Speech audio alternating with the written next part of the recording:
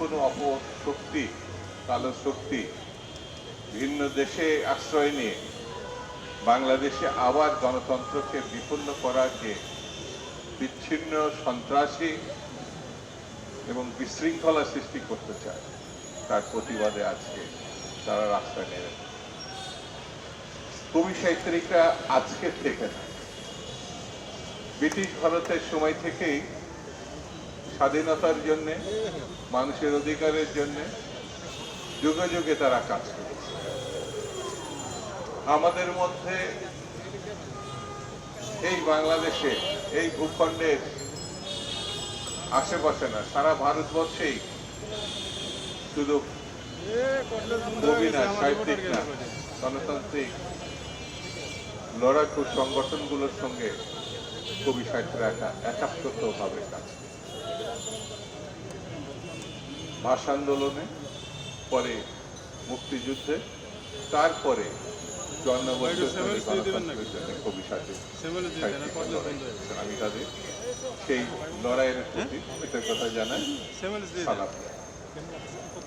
বন্ধুরা, সর্বশেষ মুজিব আমলের পরে সর্বশেষ 16 বছর শেখ হাসিনার যে নির্মম শাসন, ভয়ঙ্কর শাসন, অহংকারী শাসন, দম্ভের শাসন, সেই শাসনকে এই দেশের মানুষ চূর্ণ বিচ্ছিন্ন করে দেশনেত্রী বেগম জিয়াকে তারা হত্যা করতে চেয়েছে। তারা একসময় প্রকাশ্যে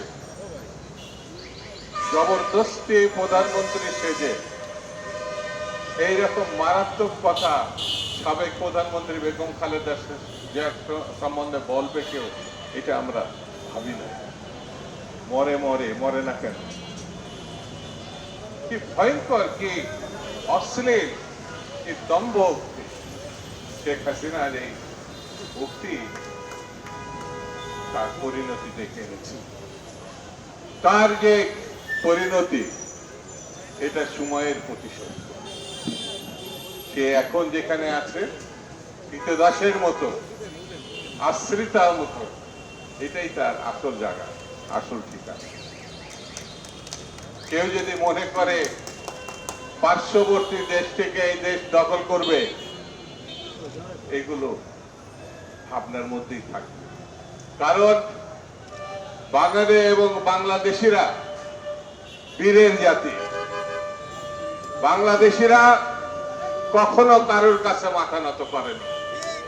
সে পাকিস্তানি অথবা স্বৈরাচারী শাসক, এটা কখনো তারা সহ্য করেনি, কখনো তারা এটা মেনে নেয়।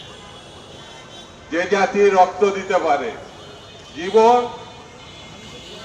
বিপন্ন করে উৎসর্গ করতে পারে, যে জাতির শিশু, কিশোর, তরুণরা বিদ্রোহী হয়, সেই জাতিকে কেউ কখনো পদানত করতে পারে, এটা ভাবা কোনো কারণ নেই, চিন্তার কোনো কারণ নেই। এই দেশেও সেটা হয়। একটু আগে যেসব বক্তারা বক্তৃতা করেছে, আমি তাদের সঙ্গে একমত। সেটি হচ্ছে, বাংলাদেশের সহসা একটি নির্বাচন হতে হবে। যে নির্বাচনের মধ্য দিয়ে নির্বাচিত পার্লামেন্ট হতে হবে, যে পার্লামেন্টের মধ্য দিয়ে একটি সরকার তৈরি হতে হবে। এই সরকার এবং নির্বাচিত বাইরে কেউ যদি কোনো কিছু মনে করে চাপিয়ে দেবেন সরকারের এবং জনগণের উপরে, এটি গ্রহণযোগ্য হবে না এবং এটি ঠিক হবে। বন্ধুরা, আমি বক্তৃতা বেশি করব না, শুধু এতটুকু কথা বলি। আমরা সরকারকে সমর্থন দিয়েছি গণতন্ত্রের পক্ষে, আমরা সরকারকে সমর্থন দিয়েছি, টিকিয়ে রেখেছি একটি ভালো